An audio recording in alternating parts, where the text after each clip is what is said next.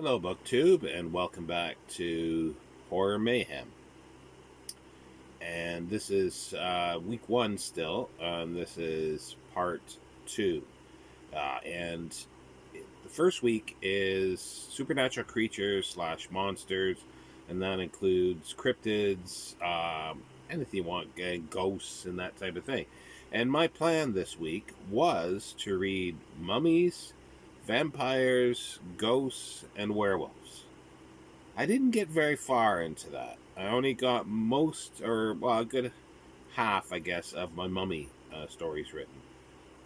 Mainly because this book took up most of my time.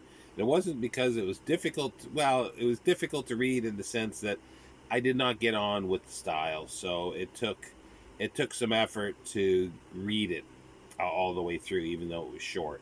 232 pages in this Valancourt Books edition, but felt like it was over 3,000 pages. One of those. I'm glad I read it, but it was a bit of a torturous read, so that put me behind everything. At least that's my excuse. And who's going to contradict me? The Mummy. Other two books that I read from were these two, and this one here is Lost in a Pyramid, another classic mummy stories, edited by Andrew Smith with a selected, I should say, with an introduction. It doesn't say it was edited, but well, it does say edited. It says selected at the top here, and then it says edited on the title page. For the British Library, and done in 2016. And they put out a whole slew of really, really good books. And this isn't part of a series, but they do have several series that are really great.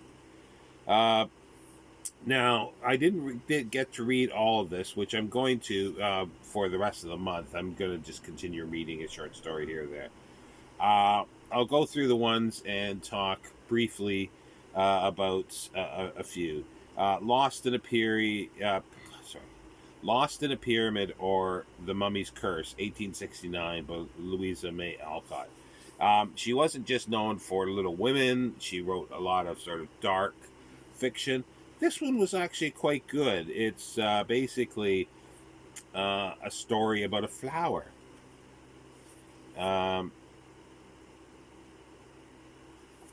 And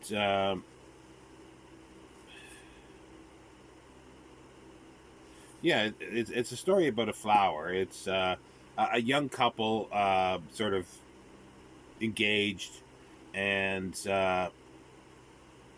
there's the male character. He with the professor get sort of lost in pyramids, and all these stories, these pyramids and tombs all have, acres and acres, literally, and miles of hidden passageways and hidden doors. So we take that as an accepted thing with these stories. But they get lost, and in order to sort of get found, they burn a mummy coffin, and then they burn the mummy.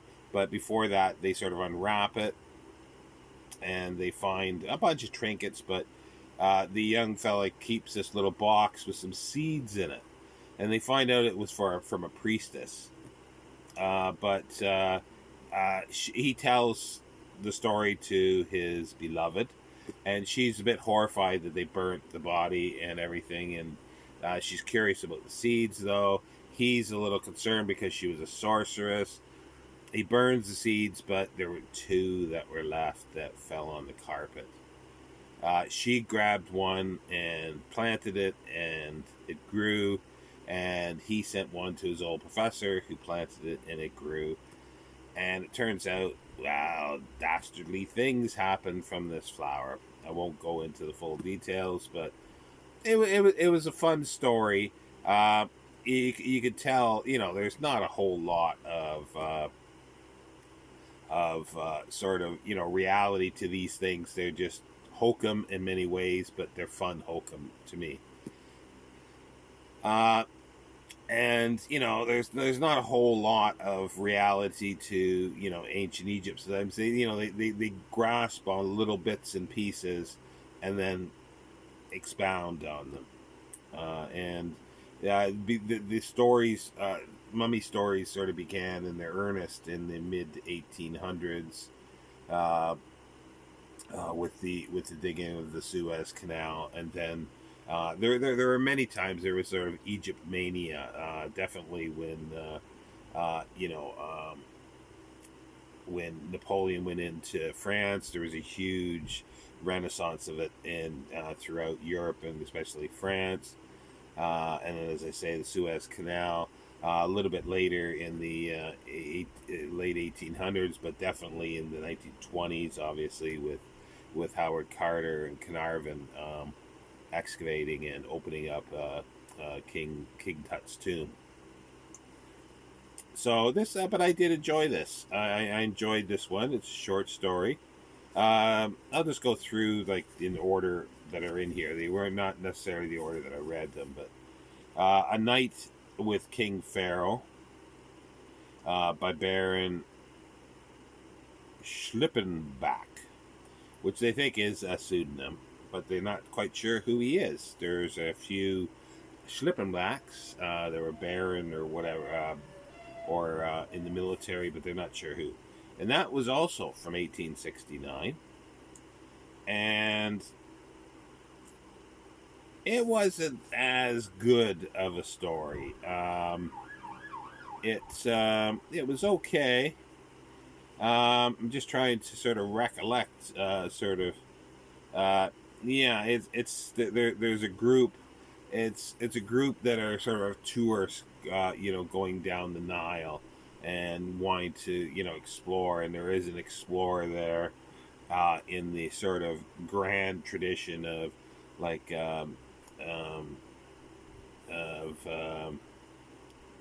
Belzoni, the Italian strongman. They call him explorer, but he just used dynamite to open tombs. So, and it's they get sort of stuck in a tomb again, and always in these pyramids and tombs, like I say, there's acreage of halls and passages, but yeah, it was okay. It was okay. It had a pretty good atmosphere. Again, a short story. And all these are sort of due with sort of curses and mummies' curses and things like that. Another one which I thought was quite fun was A New Year's Eve Among the Mummies, 1879, by Grant Allen. Now, Grant Allen was quite a prolific writer, if I recollect here. Let me see what they say here. British base. He was Canadian born. Also known for his scientific writings. And he wrote under several aliases, it says here, pseudonyms. But he wrote New Year's Eve Among the Mummies as J. Arbuthnot Wilson. And it was published in, let's see here, Belgravia Annual. Now that comes up in the story as well, so that's why I mentioned it. And it's a guy, he sort of stumbles into a pyramid, and he accidentally, or he thinks that there's the hidden ways to get into the pyramid and so forth. So he pushes on a stone, and he gets the right stone, and he opens it up, and he goes in, and he finds in the big hallway that's there, the hall, that there's a party going on. It's the mummies every millennia, get together. That's their afterlife, and they feast. And he meets this one young princess, and he falls in love, and they convince him to become a mummy with her, so that he can in 1,000 years they can after a rest, it's like sleeping and then waking up, and they can continue with their partying and their love. But he's a bit worried because he says, will he still be there in 1,000 years and not sort of burnt for the mummies? The story was that the mummies were used for the Egyptian railway, and that's sort of a little misnomer thing, just a bit of folklore, mostly perpetrated by Mark Twain in his travels, saying that they used, mummies for fuel on the Egyptian railway. Um, but yeah, but it sort of ends in a different way, and I will spoiler this one because it's interesting for the end. He sort of wakes up, and he finds out that he was in a fever, but he's got this cut across his chest because they were just going to start doing the mummification of him before the 24 hours. Like every 1,000 years, the mummy's 24 hours. So he really thinks that that's what happened, but he was disturbed because they were looking for him. They were disturbed at the last minute. The priests weren't able to finish the mummification, and he says, at the end, he says that he wants the British Museum publish this to preserve the copy of the Belgravia Annual, that this story that he's written, to preserve it, so in 1,000 years somebody could go back to that pyramid and check. So I thought that was quite fun. Let me see. Lots of sirens going by here at the moment. And then the next one on the list here is Lot Number 249, 1892, by Sir Arthur Conan Doyle. Now this one I think was the gem out of them all, and this was supposed to be publishing stuff that wasn't sort of reprinted very often. But Lot 249, I've seen it in I've read it before, and it's been in about at least a dozen collections, so it's been around, so it's not a rare story by any means, but it's a really good one, and it's been compared to, rightly so, I think, to M.R. James, because it's set at Oxford. It's academics dealing with things, and there's this one guy. It's a little, he's got hatred towards people, and they're living in they're students living in a tower, one of the towers, and they got rooms there. And he buys this mummy, and they don't know who it is really. It's just Lot 249. That's what it was on the auction. So he buys this, but there's strange things that start happening. There's several of his enemies kind of get attacked at nighttime by this mysterious shadowy creature. And there's but he's the guy is he's a genius in languages, and especially Middle Eastern languages. He can pick up languages, he can converse, like the one that we're talking about, the story that he's conversing with Arabs in Egypt. 1 second turns to Coptic and speaks in Coptic, and then speaks in Hebrew, and they all sort of fall at his feet because he knows their languages as good, if not better, than they do themselves. But the main character that lives upstairs, who's medical student, he sort of befriends him a little bit, but everybody warns him against this guy because this guy is strange.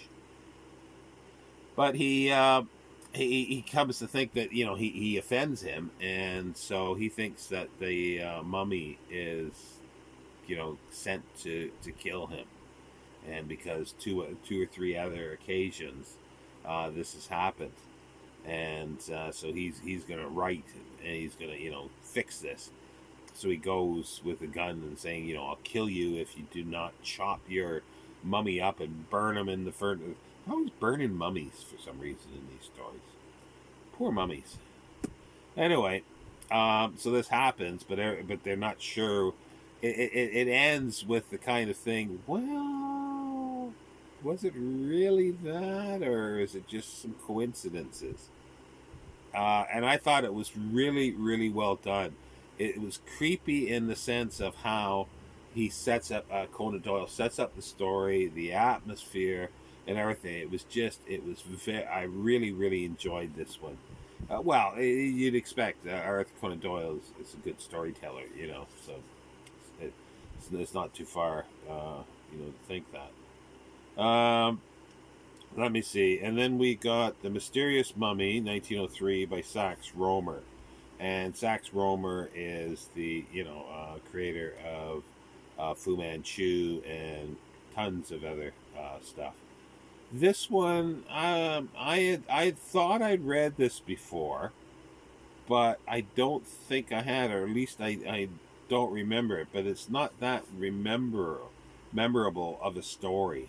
Sax Rohmer was he's a pseudonym for Arthur Henry Wood, 1883 to 1959.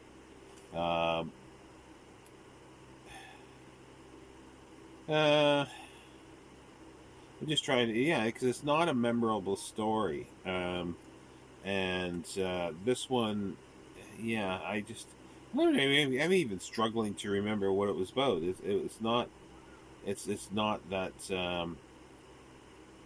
that memorable. It's more of a, oh yes, yeah. It's more of a guy who it's like these people who get hired to check the security of places or computer things now. Computer security and stuff like this. Sort of a Magnum PI, if you want to call it that. He's a Magnum PI, but he's there to but that's not his full function. But he does this around the world, and in this time he was stealing a vase, and to show that there were at this museum, which stood in for the British Museum, in the story, to show that there were holes in their security. But it's that kind of thing, and it tells the story of what happened from the one point of view, and then he tells the story of what actually happened. So yeah, it was good in that way, but yeah, and a mummy comes in because somebody is disguises himself as a mummy, as far as it goes. Now I read another. Yeah, I think I read the Professor. Egyptology 1904 by Guy Boothby. Again, I have to try to remember what it's about here.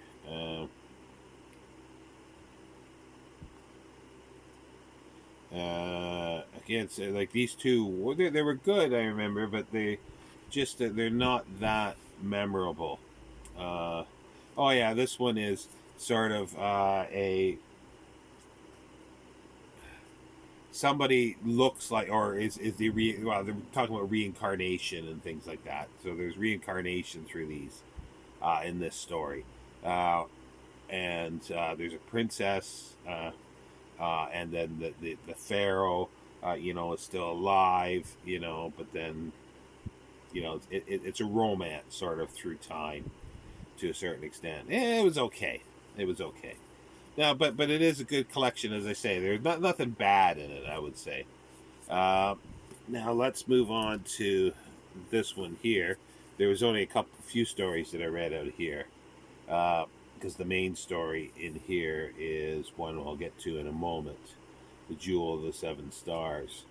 Now, this is a collection selected and introduced by David Stuart Davies, called Return from the Dead.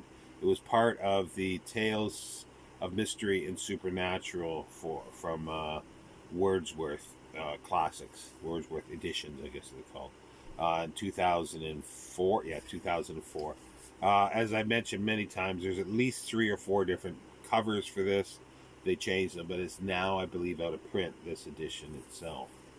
Now, it's got an interesting introduction. Now, the stories that I read out of here was another Arthur Conan Doyle story, The Ring of uh, Toth, Toth, Tot, however you want to pronounce it, because uh, it's unknown how it was pronounced in ancient Egypt, so you can pronounce it however you want. Any one of those three is fine. And it's sort of like a night in a museum, um, and it's got to do with sort of curse, but also immortality. Sort of a curse in the sense that immortality can be a curse and love can be a curse, in a sense too. Uh, and it was the basis for, well, not the basis, but it was used. It was tapped. Let's say it that way, for the 1932 uh, Universal film, The Mummy, directed by Carl Freund, who was cinematographer par excellence at the time. He invented the unchained camera. He did the cinematography on The Last Laugh, and that's where the unchained camera comes in. Metropolis, but he directed this as well.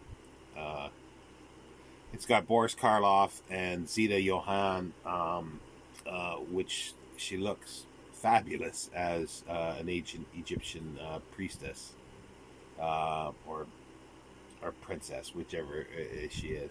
The screenplay for the film was written by Balderston, something John L. Balderston, I think. But he sort of vamped up and rewrote for the American version the original Dracula play that was done in England. Not the original Dracula play. Let's get that out of the way first.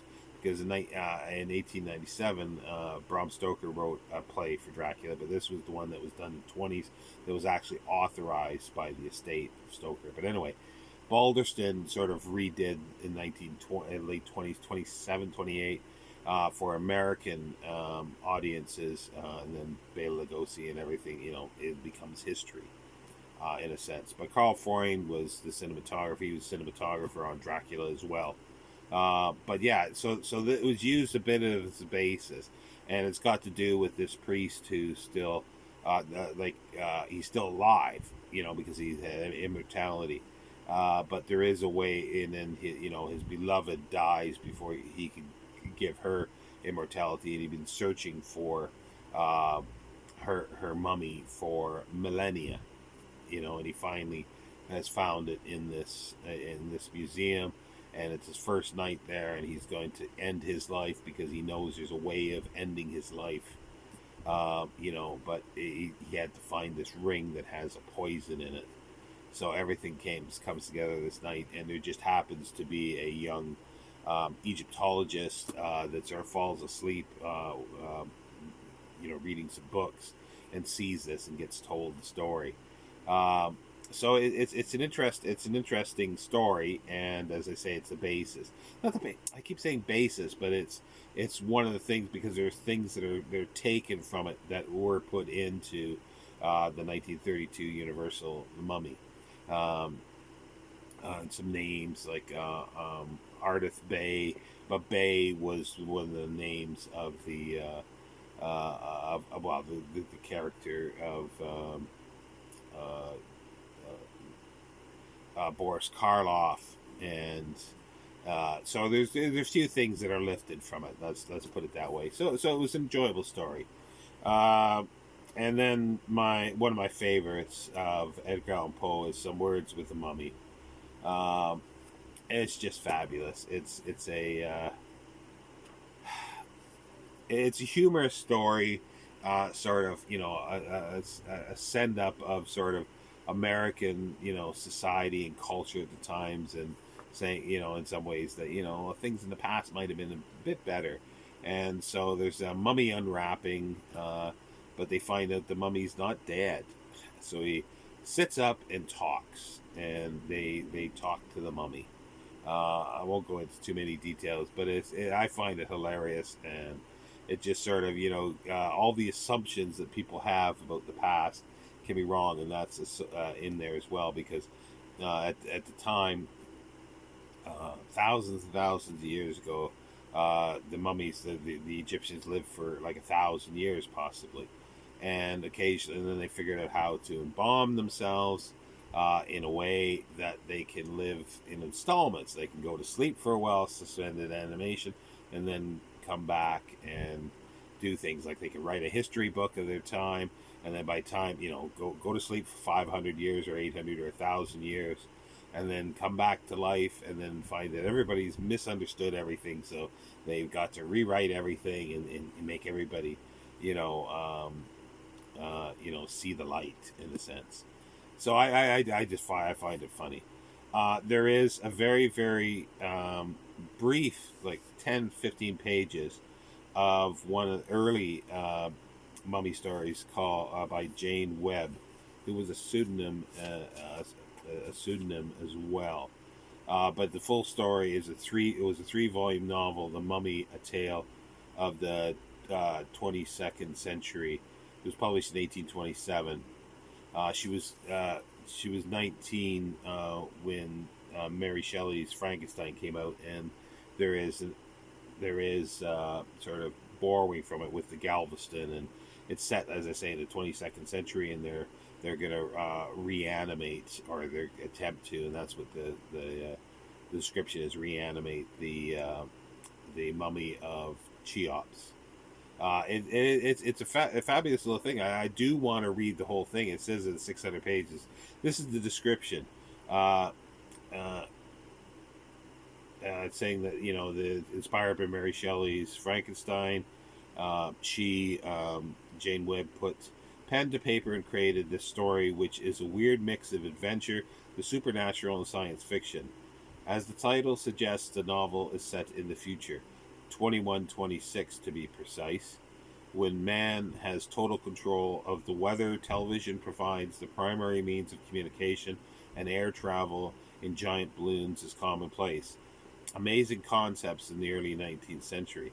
The main characters include Dr. Entwerfen, a clownish genius, an inventor, Edric, the hero, and Indiana Jones prototype, and their manservant Gregory. They fly to Egypt with the intention of reviving the body of the long-dead pharaoh Cheops, to prove the effectiveness of the electronical animation machine which Dr. Entwerfen has invented. Reanimating dead tissue is obviously a steal from Shelley's Frankenstein, but the imaginative slant which Jane Webb places on the process excuses any criticism of plagiarism. Once he has returned from the dead, Cheops escapes from the balloon by balloon and flies to England, where he becomes involved in a power struggle for the throne. Some 600 pages later, the novel ends with Cheops returning happily to Egypt and his tomb. That sounds fabulous. Like a bit long-winded, possibly, with 600 pages, but it will be fabulous. I do want this. I do want to relook at the Some Words with a Mummy with Edgar Allan Poe, because I just love the way it starts, and this will give a sort of a taste of what the story is like. And I'll just read a little bit from the beginning. The symposium of the preceding evening had been a little too much for my nerves. I had a wretched headache and was desperately drowsy. Instead of going out, therefore, to spend an evening as I had proposed, it occurred to me that I could do no wiser than just a mouthful of supper and go immediately to bed. A light supper, of course. I am exceedingly fond of Welsh rarebit. More than a pound at once, however, may not at all times be advisable. Still, there can be no material objection to 2, and really between 2 and 3 there is merely a single unit of difference. I ventured perhaps upon 4. My wife will have it 5, but clearly she has confounded with very distinct affairs. The abstract number 5 I will willing to admit, but concretely it has reference to bottles of brown stout, without which, in a way of condiment, Welsh rarebit is to be eschewed. It's just fabulous. So anyway, I've been going on so much, but I did enjoy these a lot. Next week, as I say, I'm going to cheat a little bit because I want to continue with reading the stuff I should have did this week. The main one I've already mentioned is going to be this year. Uh, it says it's one of the strangest novels by the prolific Florence Merritt.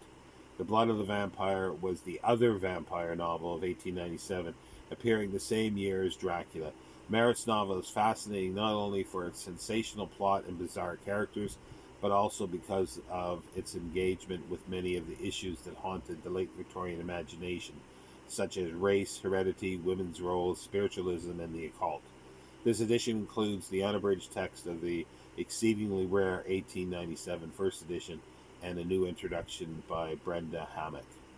And it just sort of says it's the Miss Harriet Brand, daughter of a mad scientist and a voodoo priestess, of course, comes of age and leaves her home in Jamaica for the first time, traveling to Europe.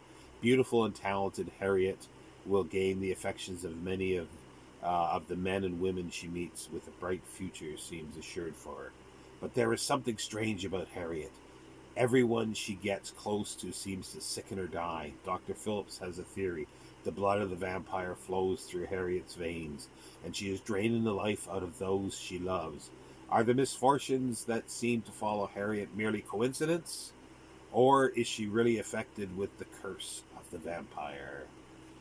I'm hoping this will be good, and I'm also I'm not sure whether I can get to this one, but the Jewel of the Seven Stars. It's Bram Stoker novel, and it was published in 1904. I think it was originally 1903. It says here, and it's a mummy story. And I want to read this, but I'll see because I have other reading that I need to catch up on. That is unique in the sense because it has two different endings. The original ending that shocked people, and then 1912 it was republished with a different ending. Now I'm not sure what's in this one. I think it should be complete, but even if it isn't, the both endings are in.